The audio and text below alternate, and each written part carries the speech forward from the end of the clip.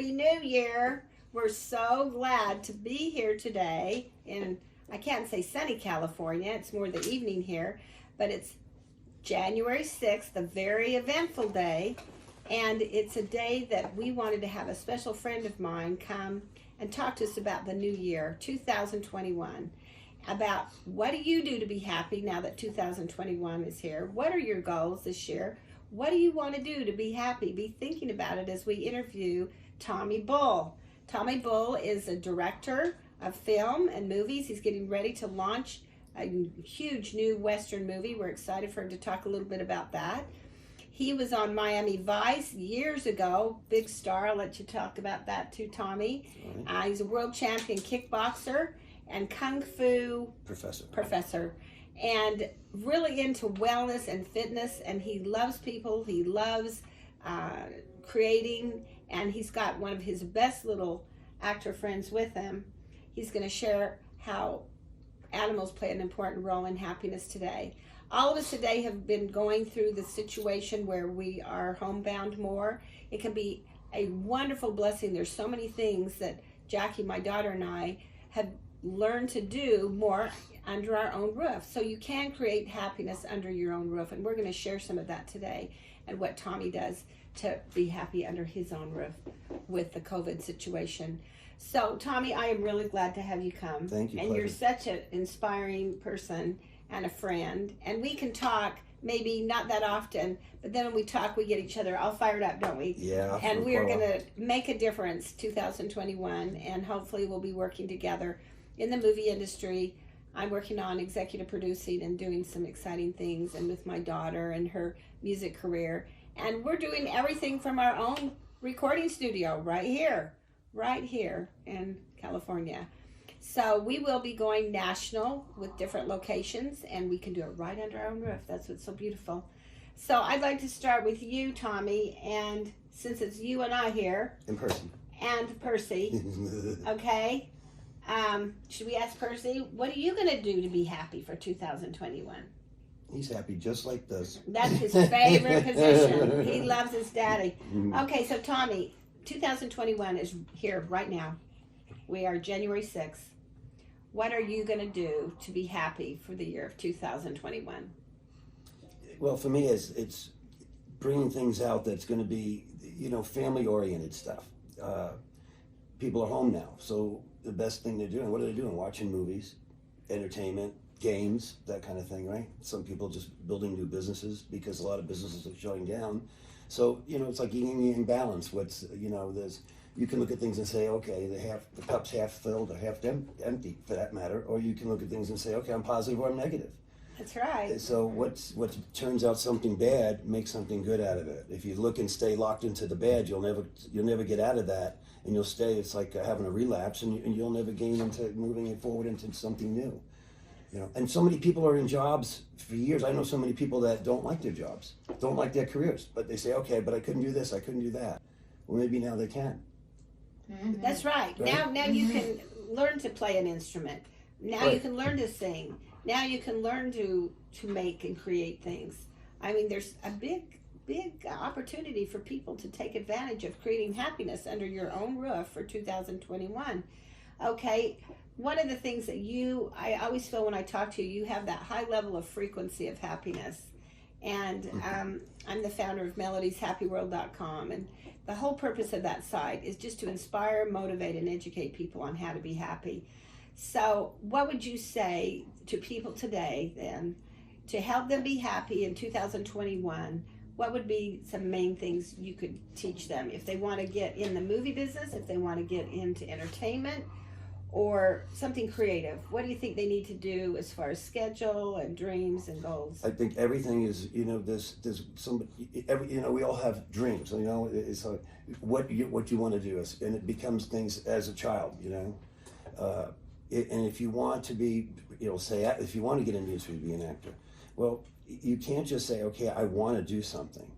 It takes a lot of work. You have to be dedicated, and it takes so much of it. You just, and not give up. If you really work hard at something, then the word believe comes into play.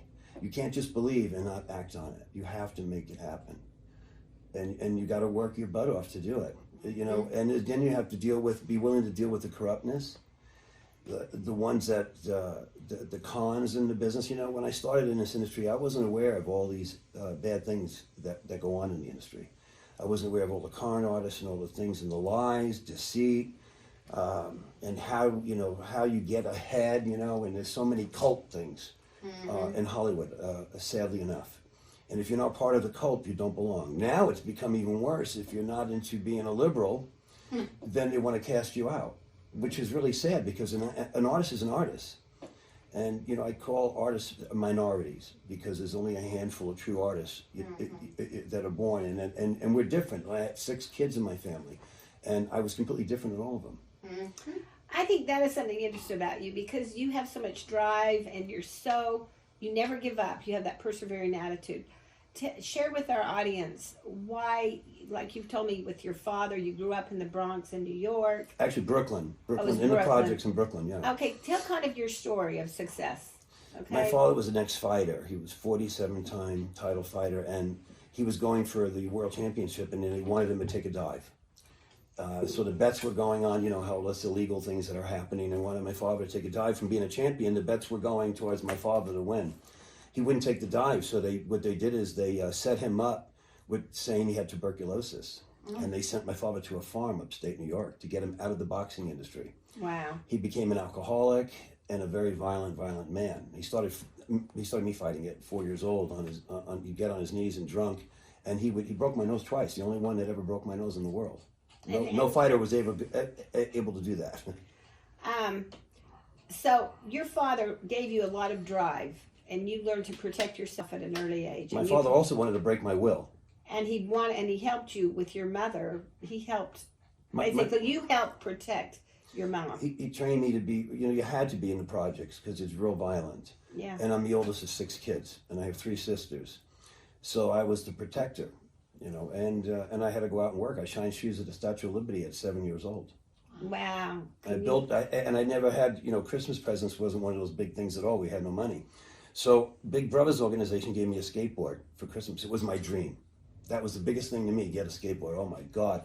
But I couldn't use it. I built my own shoe shine box. And I was a little small fry. I didn't grow for a long time. I was a little itty-bitty freckle-faced kid. And so I built it and fastened it. I built it so big I couldn't carry it. So I fastened it to my skateboard with a rope. You know, with all the sleeves. And so I used a skateboard and I towed it behind me onto the ferry on Staten Island to Manhattan and then another ferry to Statue of Liberty. Wow. And I spent the days there, you know, shining shoes as a kid, you know, and then I took on other jobs. And then explain your most exciting thing, Miami Vice and your world champion kickboxing. I was really fortunate. I went into a different trade altogether, aside from the industry, because the industry is too much of a struggle. Mm-hmm. And I wanted to get my parents out of New York City. I didn't want them to be stuck in the projects when I took off to go for my career. So I was 17, I was looking in the newspapers and I saw New York Stock Exchange, stockbrokers, and I saw the salary range and I was like, ding, this is what I'm gonna do. Right. Well, you have to have a college degree and everything, and here I am, 17 years old, I had to use a pillow to sit under my car to drive. I was so little. So I took this 3-hour exam and I aced it. Wow. And I lied about the college and everything I went to. I was still in high school. And I got this job and I started going to night school and working full time, and I moved my parents upstate New York and I took care of all the expenses for it.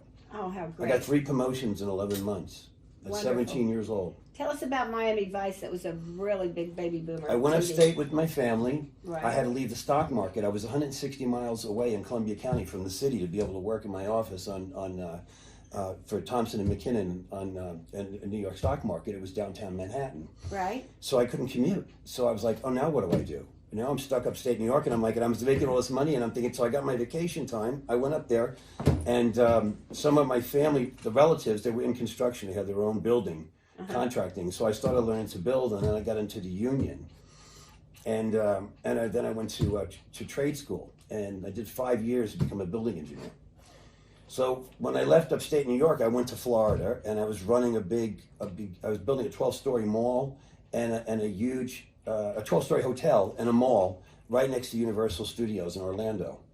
So Oh, and wow. I was the head. Yeah, I was so I was running that and making a lot of money. And during that time, I was training to do things in the industry as well. In between, there's a lot of stuff I was doing. I came out here to do things and all kinds of stuff. And I got a call from Universal, not from Florida, but Universal in Hollywood, to fly in for an interview to direct Miami Vice. So I had to make a decision. I'm making all this money. What if I only get one episode? Because I have 150 directors that directed the series. Right. In That my was Vice. very successful, Miami Vice. It got up to $5 million a week budget. Wow, The that biggest. is terrific. It was unbelievable. And you directed.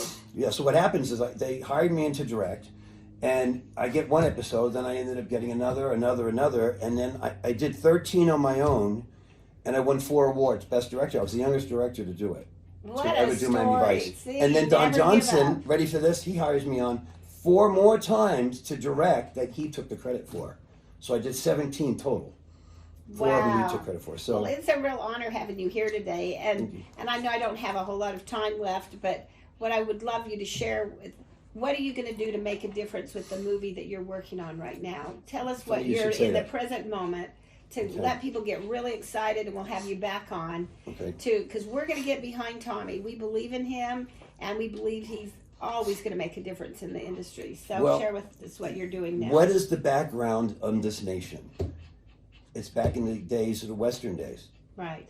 Right? I mean, this is our culture in America back in the days. In other countries, not so much the same, but they love watching the westerns from Right. back in the day. So I'm deciding on the period piece. I want to design this, in the western times. I'm thinking about the late 1800s, the beginning of the 1900s. is the Oh, period that'll I'm be looking to fabulous. go. Not before that. It's too vintage. Yeah. So I want to change that so a little bit more, so more audiences can relate to it. You Yeah. know what I'm saying? Yeah. And it's family oriented. So I thought, this is a good time. It's the best time right now to have something to come out for the family that's going to go back and have a wonderful story, some great twist in it. And some great music. It'll have great music, absolutely. That's top three things that I go with on that, because it's the emotional journey. And history. Yeah. Mm-hmm. That's right. That's right. So I'm really excited about it. It's my first Western. This is really cool. I had a friend of mine in the oil business say to me, "Hey, Melody, if you do a Western movie, I want to be part of it." There's a real niche right now for people to go back in time and to know what made America great, and it was with I think those. we need that. We really Yeah. do. Yeah. We really do, to appreciate America more.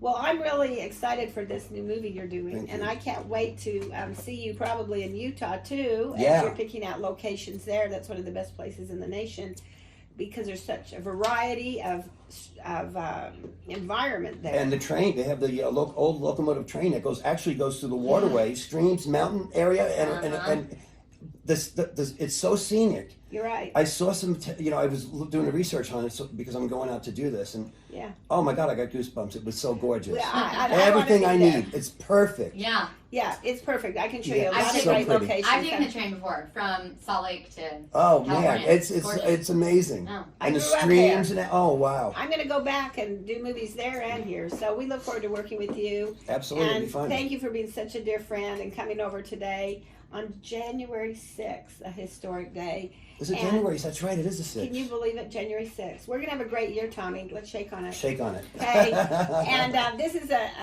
man that is a leader, a great leader who's going to make a major difference in the year 2021. Set your goals today of what you're going to do to make a difference. Figure out what makes you happy, what makes other people happy, and through serving other people, you become happy. Thank you for tuning in.